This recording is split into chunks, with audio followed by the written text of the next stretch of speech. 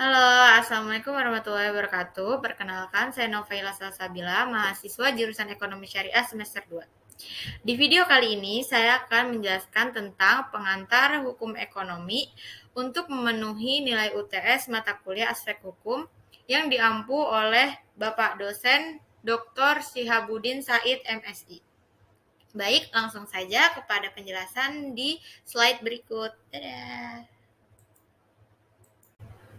Jadi apa sih itu hukum? Nah, hukum adalah undang-undang yang dibuat dan ditegakkan melalui lembaga sosial atau pemerintah untuk mengatur perilaku masyarakat. Hukum yang ditegakkan oleh negara dapat dibuat oleh legislatif kelompok atau oleh seorang legislator tunggal yang menghasilkan undang-undang oleh eksekutif melalui keputusan dan peraturan atau ditetapkan oleh hakim melalui presiden. Nah, bagaimana sih penciptaan hukum? Penciptaan hukum itu sendiri dapat dipengaruhi oleh konstitusi tertulis atau diam-diam dan hak yang dikodekan di dalamnya. Hukum membentuk politik, ekonomi, sejarah, dan masyarakat dalam berbagai cara dan berfungsi sebagai mediator hubungan antar manusia. Sistem hukum bervariasi di setiap negara. Dalam yurisdiksi hukum perdata, legislatif, atau badan pusat lainnya mengkodifikasi dan mengkonsolidasikan hukum. Secara historis, hukum agama mempengaruhi hal-hal sekuler dan masih digunakan di beberapa komunitas agama. Hukum syariah berdasarkan prinsip-prinsip Islam digunakan sebagai sistem hukum utama di beberapa negara, termasuk Iran dan Arab Saudi. Baik, berikutnya ada pengertian hukum menurut beberapa ahli. Yang pertama, menurut Aristoteles. Aristoteles merupakan seorang filsuf yang berasal dari Yunani. Aristoteles membagi hukum menjadi dua. Yang pertama, hukum tertentu, dan yang kedua, hukum universal. Hukum tertentu adalah aturan-aturan yang menetapkan dan melarang beberapa tindakan.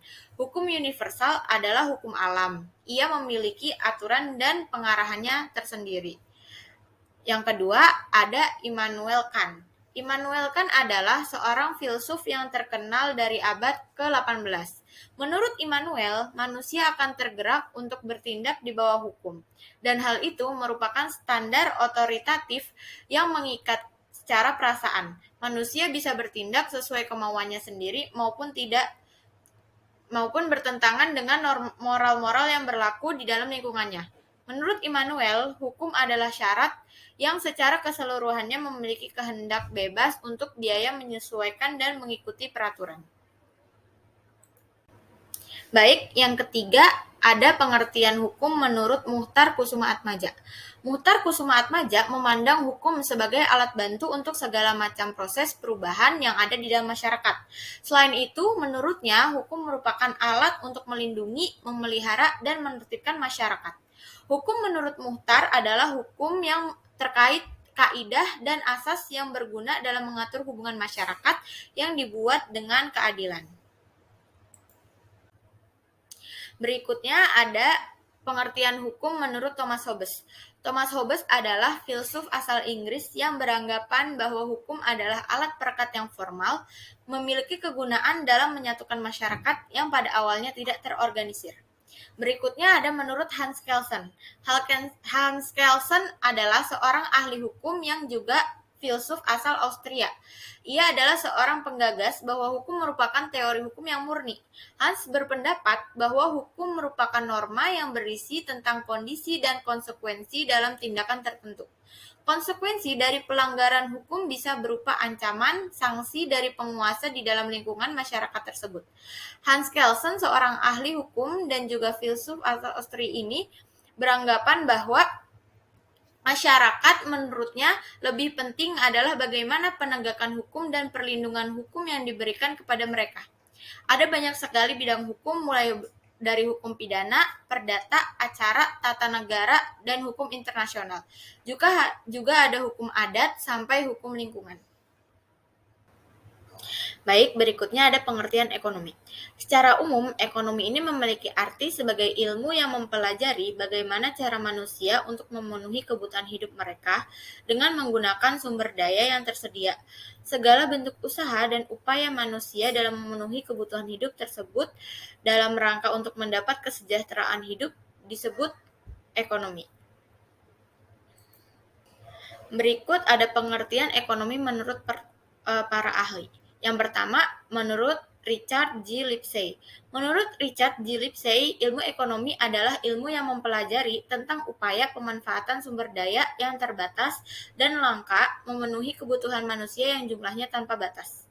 Yang kedua, ada pengertian ekonomi menurut Adam Smith. Adam Smith mengartikan bahwa ilmu ekonomi adalah upaya penyelidikan terhadap kondisi penyebab dari munculnya kekayaan suatu negara.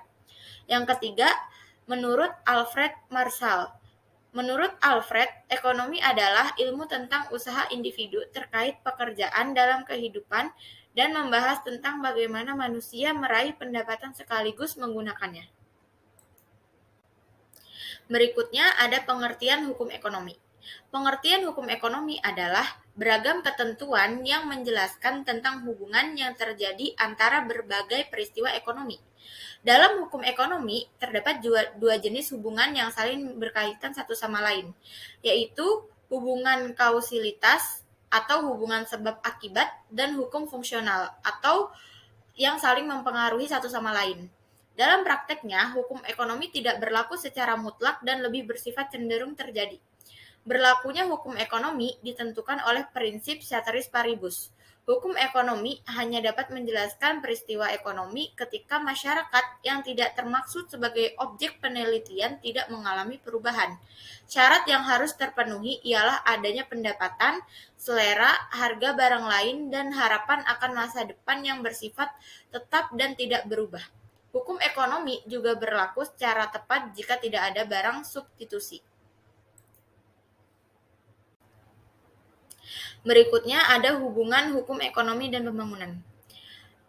Jadi, peranan hukum dalam pembangunan di negara dunia ketiga telah menjadi perhatian besar kaum terpelajar dan secara politik dipertimbangkan penting.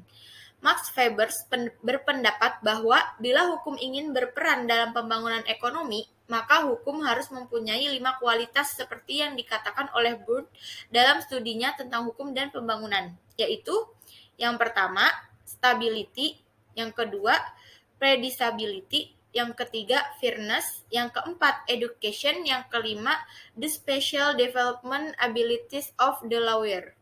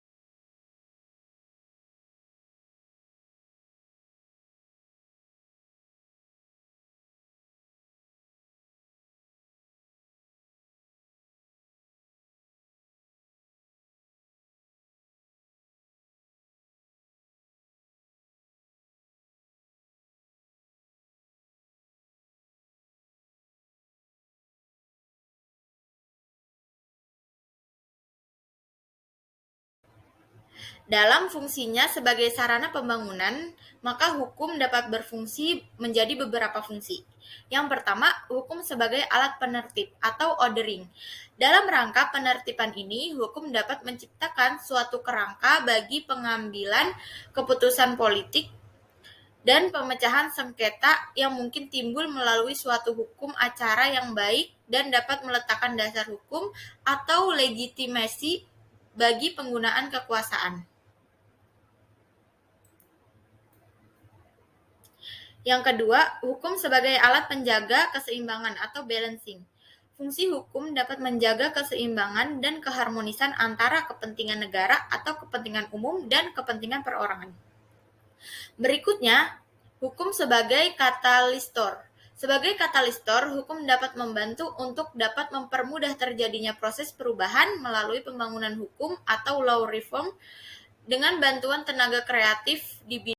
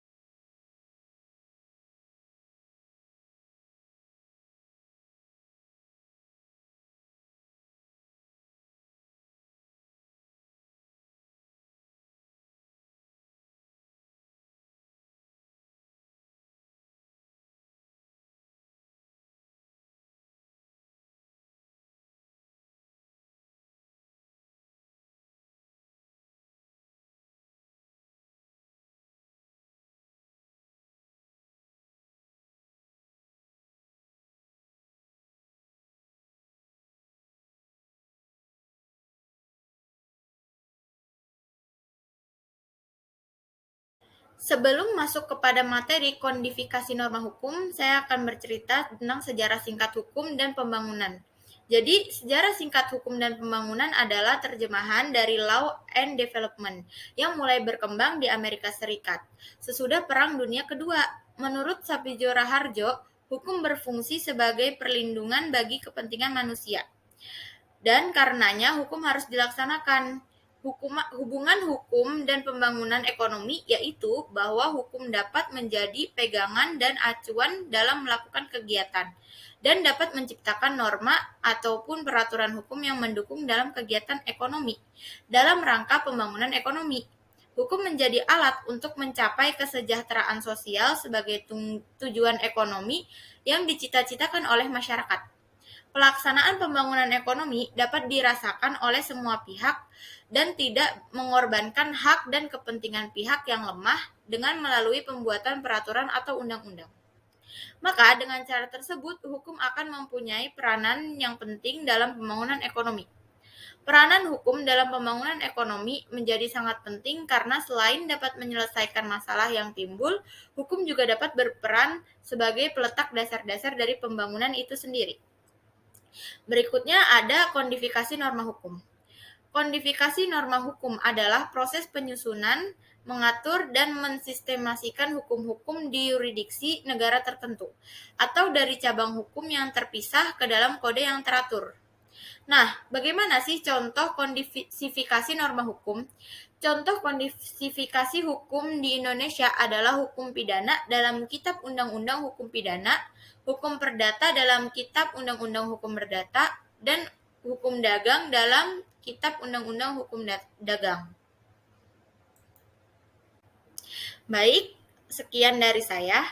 Maka kesimpulan dari pemaparan saya adalah hukum ekonomi merupakan keseluruhan peraturan hukum yang mengatur dan mempengaruhi segala sesuatu yang berkaitan dengan perekonomian nasional dan kehidupan negara, baik itu privat maupun publik, tertulis dan tidak tertulis, mengatur kegiatan dan kehidupan perekonomian nasional. Lahirnya hukum ekonomi disebabkan oleh pertumbuhan dan perkembangan ekonomi yang pesat. Dalam hal ini, peran hukum adalah untuk membatasi dan mengatur kegiatan ekonomi, sehingga pembangunan ekonomi tidak mengabaikan hak-hak masyarakat. Sebagai negara kesejahteraan, pemerintah berkewajiban melindungi hak dan kepentingan masyarakat dalam bentuk hukum yang umum. Hukum formal inilah yang akan mencapai tujuan yang ingin dicapai dalam pembangunan ekonomi. Oleh karena itu, seluruh kegiatan ekonomi akan diatur oleh undang-undang formal sebagai sarana untuk mencapai kebijakan pembangunan ekonomi yang pada akhirnya akan meningkatkan taraf hidup dan tingkat kecerdasan bangsa Indonesia. Baik, sekian pemaparan materi dan kesimpulan dari saya. Jika banyak kurangnya mohon maaf. Terima kasih atas perhatiannya. Wassalamualaikum warahmatullahi wabarakatuh.